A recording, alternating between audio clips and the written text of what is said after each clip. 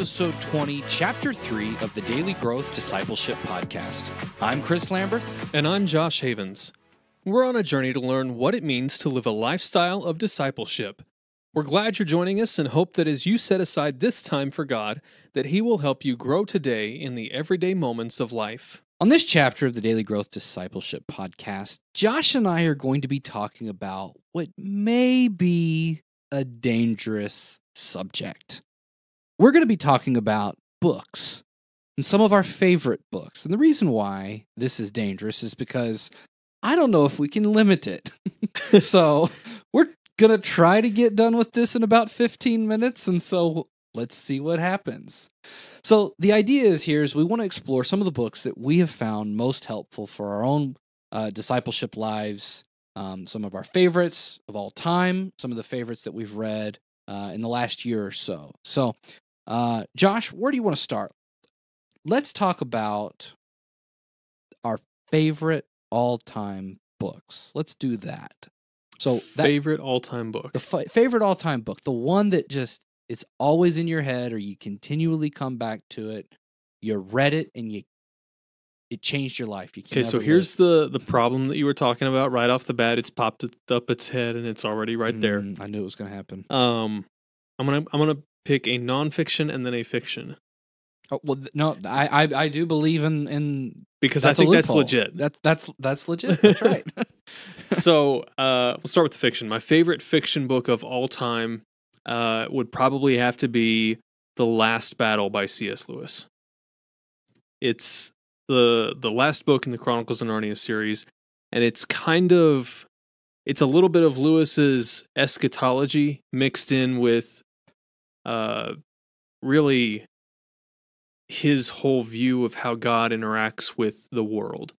And so Lewis just has some really great perspectives on that. And one of Lewis's entire points with Aslan through the entire Chronicles of Narnia is Aslan exists so that you can get to know him better in our world, so that you can get to know Jesus better in our world. Total parallel between Aslan and Jesus that's intentional, it's supposed to be there. And it's not that Aslan is Jesus, it's that Aslan exists to help us understand Jesus a little bit better from Lewis's perspective. Mm-hmm. And I think he does that really well in The Last Battle in so many ways. There's a little bit of controversy in the book in that some people claim that Lewis is a universalist because of all the different people that end up making it into the new Narnia. But Lewis is not a universalist, and I think even if you read The Last Battle, there are too many places where it's evident that not everybody is experiencing the new Narnia in the same way. Mm-hmm. So like one of my favorite examples is inside the door that leads you to the new Narnia, which this door was the shack that it was the door of a larger shack, a barn, and some of the bad guys on the outside had put a group of dwarves on the inside of this barn, and that's all these dwarves thought it was. But when Aslan's people came through, they walked through the door and they walked into this bright, wide open field. And these dwarves are just sitting there in the middle of this bright, wide open field. But all they experience and all they see is the dirty, dingy shack around them. Mm-hmm. And it's not a statement about heaven. It's a statement about the Christian life, really. Yeah. We can get so caught up in the moment and the here and now and what's going wrong in our lives that we don't see what God's actually doing around us. Mm-hmm. And so I think that's a really great statement. Then my favorite nonfiction book would have to be Brennan Manning's The Ragamuffin Gospel. Brennan Manning spent his early years as a priest and wanted to get married, got out of the priesthood, and through his entire life struggled with alcohol. And so Brennan Manning's entire life was really this wrestling with who he was as a child of God. He's got another great book, Abba's Child, where he talks about that a little bit more. And then the Ragamuffin Gospel is really about how the gospel is not meant for people who have it all together. The Ragamuffin Gospel says that God loves you as you are, not as you should be, because none of us are as we should be. And it's not an excuse for sinful behavior. It's really that God died for us while we were still sinners, and that God invites us on this long, long journey of transformation. And it's one movement of grace as we stumble and we fall down sometimes in the Christian life. And it's I like what he says most. I think it's toward the end of the book. He says the true disciples aren't the ones who have it all figured out. It's the ones who, after life has lined their faces a bit, say, "Yeah, I'm still a ragamuffin, but there's something different about me because of who he is, not really because of who I am." And so that's spoken to me a lot personally, and it's one of my favorites. I would recommend everybody jump on it and read this book. I recommend you read the Chronicles of Narnia too, but if you're going to pick one, read the Ragamuffin Gospel. It's not a long book. It's written for everybody to read and be able to understand. Really enjoy reading Brennan Manning's work. In fact, you can get on YouTube and look up a lot of his sermons and find that a lot of his sermons are word for word things that he's memorized, and chapters of the Ragamuffin Gospel are just those sermons transcribed. So you can look up Brennan Manning's sermons on YouTube and find individual sermons that he's given and read the Ragamuffin Gospel and think, yeah, I've heard this before. And he writes and reads, or he writes exactly like he speaks. So super great to listen to. And that's one of my favorites. Yeah, that's a good one. I don't necessarily have a favorite fiction one, or I won't go there. I have a lot of different favorite books that I would put in here just because they've been so instrumental and life-changing in my life.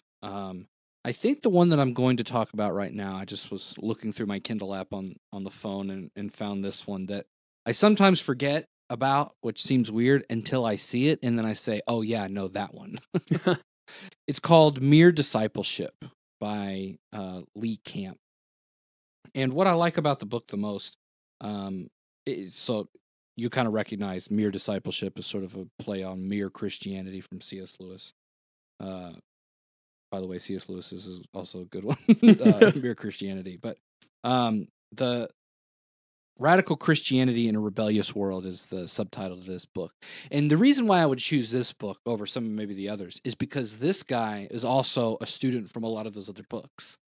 And so he's synthesizing a lot of the stuff that has been part of my process and part of the journey of me learning that Christianity is not, let's just say, part of the political landscape of the United States of America. Like, there is such a difference from the kingdom of God versus what we see as a worldly political system. And so growing up, a lot of those things were very intertwined for me. And so that's been a huge thing for me to learn and to come out. And it's not that politics don't matter. In fact, I would argue it matters even more. But it's not about our worldly political system and the way that we go about advancing the kingdom of God and spreading the gospel and then how that life translates into our everyday life, especially. So if I could just read a real quick quote from, maybe two quotes because I'm going to break the rules, but like, discipleship is not rooted in mere belief that operates in the realm of the private. Quite the contrary. Discipleship is rooted in a claim regarding the lordship of Christ, and lordship is meaningless unless it denotes a claim to ultimate authority. To claim Christ as Lord flies in the face of constitutional theory that makes religion both private and subordinate. And so it's ideas like this that really set me on fire for understanding the gravity of what it means to follow Jesus as Lord, King Jesus. So then, learning to live as a disciple and following him and building a lifestyle says, how do I live in this world today as an alien in a strange land, right? Like, then it has started to make sense to me then when I read other things that Jesus says about pick up your cross and follow me. And if the world hated me, they're going to hate you, and you're going to have tough times, and persecution will come.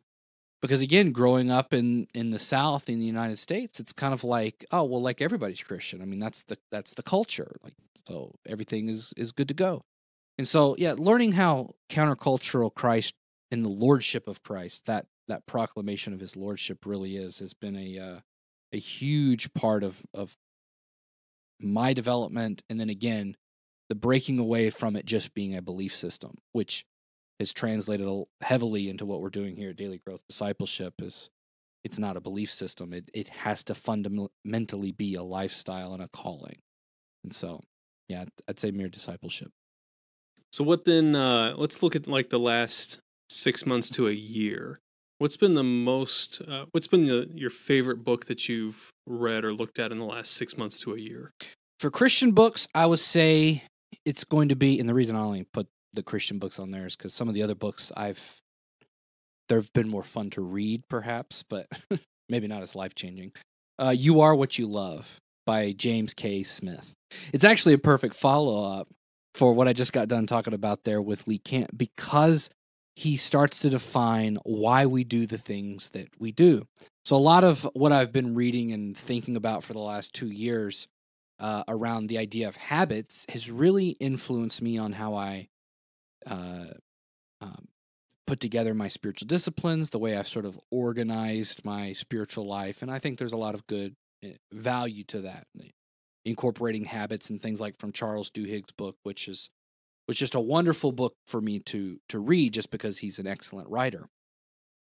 But what Smith does in his book, You Are What You Love, is he comes along and he critiques some of this worldly idea that we are thinking things. A lot of what we think in sort of our scientific age is that we are brains with bodies. And so he calls it thinking thingism, which just cracks me up every time he uses it. He says instead, we are primarily motivated from our hearts, the things that we desire. And the things that we desire, the things that we love, determine who we end up becoming because we chase those things. And so he incorporates a lot of the stuff from like Charles Duhigg's habits and a lot of the other research that's been coming out about it, and then invites us into a way of creating what he calls liturgies, little L's, these little stories that help us live into the desires of our hearts and create habits, routines, and look at the things around us in our life that we're doing and try to understand how those things shape us, how those things that we love, how those things that we're pursuing are literally changing us into either the image of God or they're changing us away from that and turning us more into the image of the world. And so that has been a very impactful book, and it's wonderfully written, and it's very insightful. So for me, I think my favorite in the last, I've even read this one within the last 6 months, has been Francis Chan's Letters to the Church. I've always kind of struggled with the idea of how we do church. It just feels very kind of bleh for me sometimes. It feels like we come to church on Sundays, we do the church thing, we go to work and have the weekend, and then we come back and do the church thing again. And in Letters to the Church, Francis Chan doesn't blast all that. He doesn't say that those things need to just go away. But he does call the church to start doing a little introspection, start asking, why are we doing some of the things we're doing? What does the Bible really call the church to be? And Francis Chan and his family have been on a journey really the last 15, 20 years from what I've seen of God taking them through multiple church plants, some missions work. And one of the things that God's been helping them work through is this idea that church has to be built around programs. It has to be built on all these different things that we do as the church. When really for him, what he's learned is that the church is built around these relationships. It's about the relationships that we have with each other as the body of Christ. It's about living life in such a way that we know what our neighbor is doing. We know where our neighbor is at. We know what God's doing in their lives, and we participate in that together. And so then for him, things like singing together as a congregation is a corporate response to what we know God is doing in the body. Mm-hmm. And so if I know that God's blessed you with a car when you had no money to buy a car, and you know that I didn't have food for my table this last week, but God all of a sudden dropped food on our front doorstep literally out of nowhere. Man, think of what a song of gratitude sounds like from a body that knows that those things have happened in the lives of every single person in that body. Yeah. And so it's a call to not do away with traditional church that we've all grown up in. It's a call to examine what we're doing. And I really enjoyed it. And Francis Chan, if you've heard him speak or watched any of his videos on YouTube, it's basically, once again, like listening. Your reading is about like listening to him speak.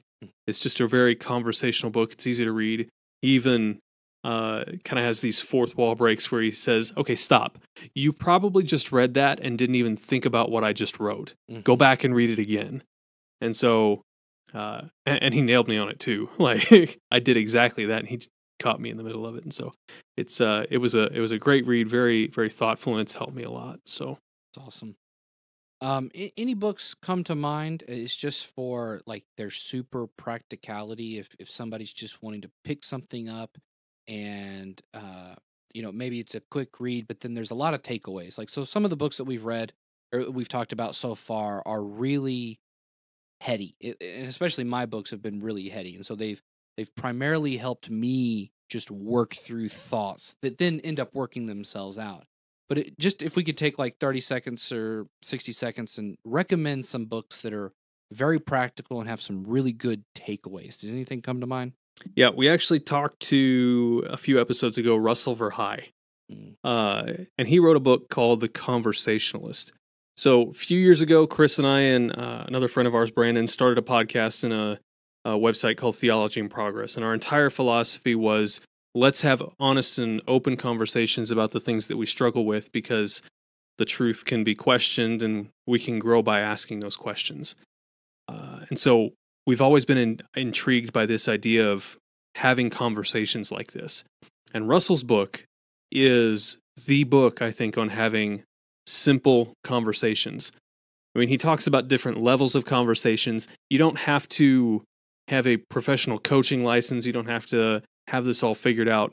You can literally work on developing these life-defining relationships where God does amazing things in casual conversations talking about sports. Mm-hmm. And his entire book is built around just very simple tips on how you can start to have better conversations. And a lot of it is really just about not valuing you, but valuing the other person, valuing what God's doing in their life, and then showing a genuine interest in that. Yeah.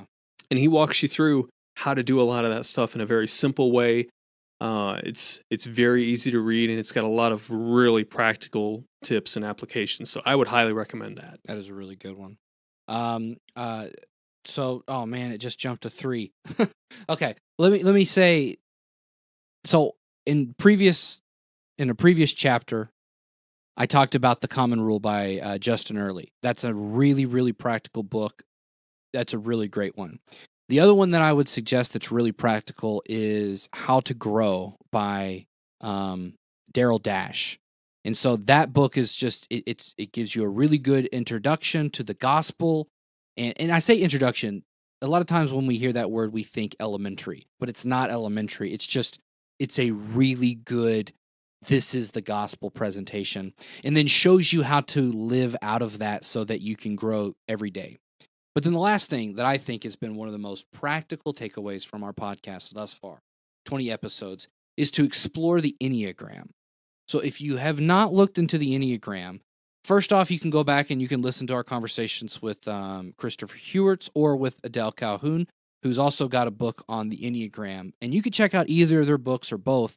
They will both help you tremendously in discovering who God has created you to be, and so that you can begin to walk so authentically in that pattern and in that way that I think you're going to see phenomenal results in your walk personally and with your relationships as well, because you're going to understand who you are and who it is that God has made you to be. So those would be my recommendations. And so that now you got a good shopping list ahead of you. So go over to Amazon or Barnes & Noble or your Christian bookstore and pick up a bag of books. And if you go through the show notes and click on some of the links there to get to these books in Amazon, you'll also help support Daily Growth Discipleship through our Amazon affiliate program. So you should definitely do that. Unless you've got like a gift card to Barnes & Noble, and then by all means go spend your gift card, because I would do that too. Yes.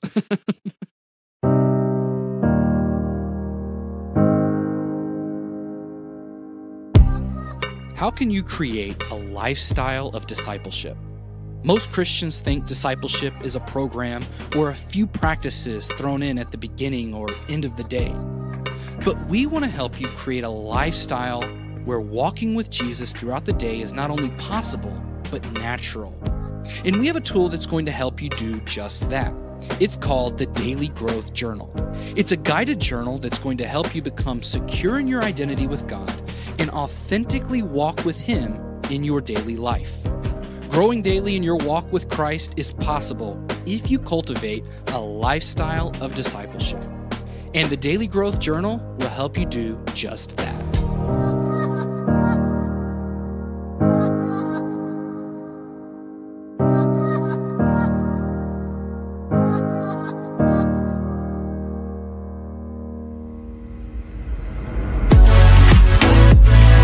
Thanks for listening to this episode of the Daily Growth Discipleship Podcast. If you like what you've heard, be sure to give us a review and then share this episode with someone else. Then check out the next chapter in our conversation this week, where Chris and I talk about the most valuable lessons we've learned in the Christian life. If you want to stay up to date on everything happening at Daily Growth Discipleship, go to dailygrowthdiscipleship.com and subscribe for free. You can also subscribe to this podcast on Apple Podcasts, Google Podcasts, and Spotify.